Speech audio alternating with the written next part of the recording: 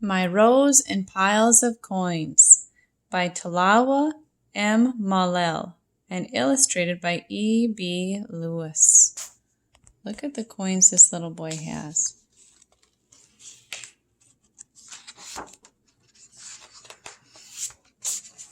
Do you have coins? Do you have money you like to save too? After a good day at the market, my mother, Yiyo, gave me 5 whole 10-cent coins. I gaped at the money until Yiyo nudged me. Saruni, what are you waiting for? Go and buy something for yourself. Oh, is he going to buy something? What do you think he's going to buy? My kids would buy ice cream.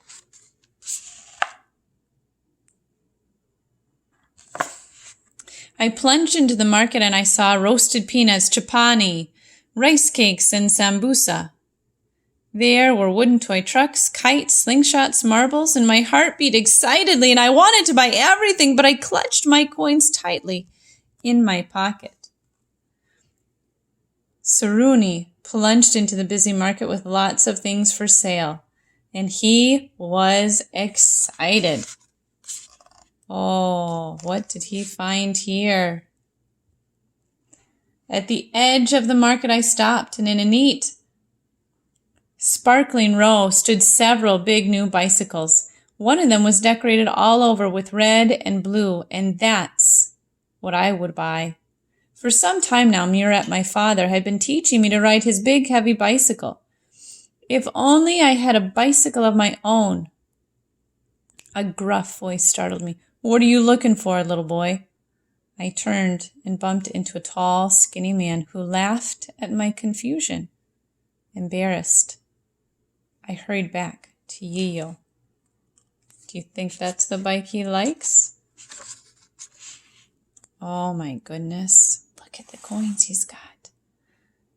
At night, I dropped 5 10-cent coins into my secret money box. It held other 10-cent coins Yiyo had given me for helping with the market work on Saturdays.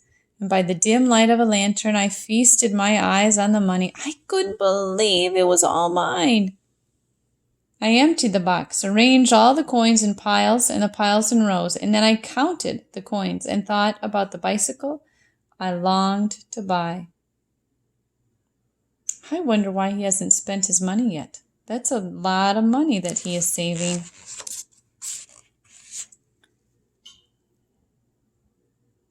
Oh no, what has happened?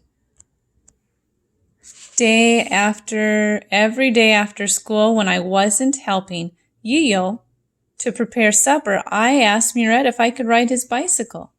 He held the bicycle steady while I rode around, and my toes barely touched the pedals. Whenever Murat let go, I wobbled and fell off or crashed into things among coffee trees. Other children from the neighborhood had a good laugh watching me. Go on, laugh, I thought, sore but determined. Soon I would be like a cheetah on wheels, racing errands with my very own bicycle.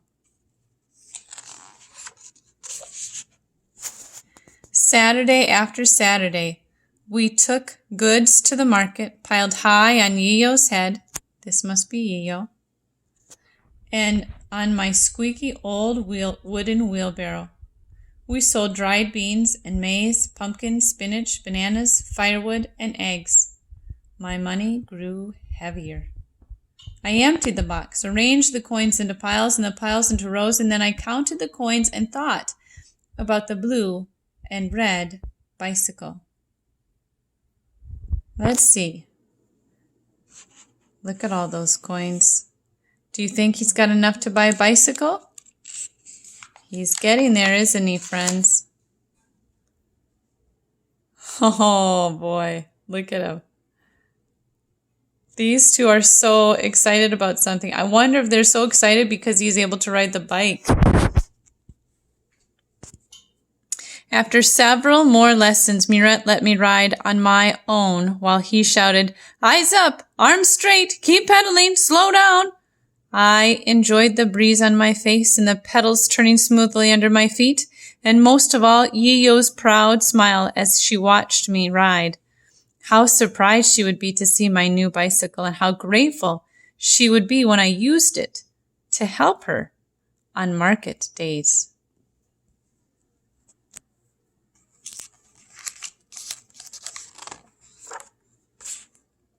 Oh no.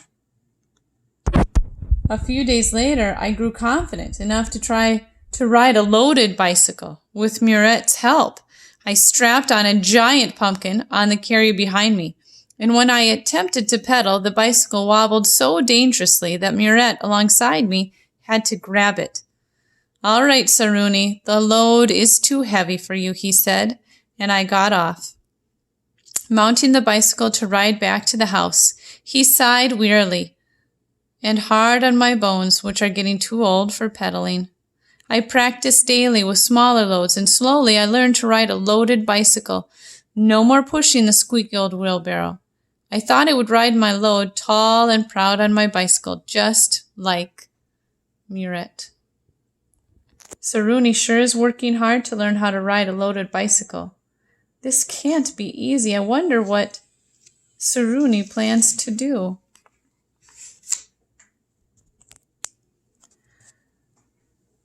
On the first Saturday after school opened in July, we went to the market as usual. Late in the afternoon, after selling all we had, Yiyo sat talking with another trader. I sat off into the crowd. I wore an old coat Murette had handed me down for chilly July days like today, and my precious coins were wrapped in various bundles inside the oversized pockets of the coat. I must be the richest boy in the world, I thought, feeling like a king. I can buy anything. Can you tell which one he is? I think it's this little boy right there.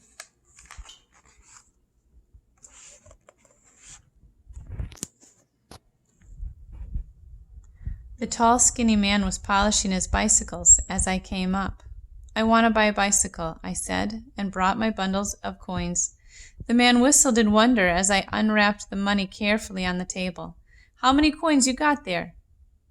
Proudly, I told him. 305. 305, he muttered. "Muh, that's 30 shillings and 50 cents. He exploded with laughter. "Ha! A whole bicycle for 30 shillings and 50 cents? His laugh followed me as I walked away with my bundles of coins, deeply disappointed. Could he buy it?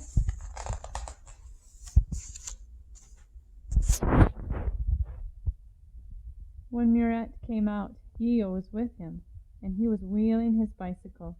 "I want to sell this for you, for 30 shillings and 50 cents, he winked at me. Surprised, I stared at Murette. How did he know about my secret money box? I hadn't told him anything. And then suddenly I realized the wonderful thing that had just happened. My bicycle! I have my very own bicycle? I said, and it didn't matter at all that it wasn't decorated with red and blue. And within moments I had brought Murette my money box. Murette gave Yiyo the box. Yiyo in turn gave it to me, puzzled.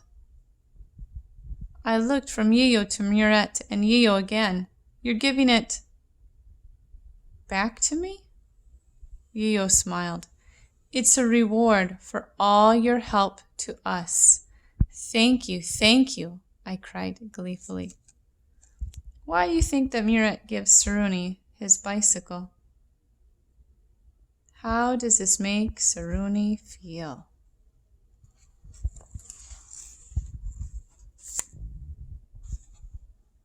The next Saturday, my load sat tall and proud on my bicycle, which I walked importantly to the market.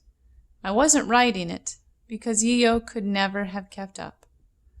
Looking over at Yiyo, I wished she didn't have to carry so much a load on her head. If only I had a cart to pull behind my bicycle, I thought, I could lighten her load. And that night I emptied the box, arranged all the coins into piles and the piles in rows, and then I counted the coins and thought about the cart I would buy.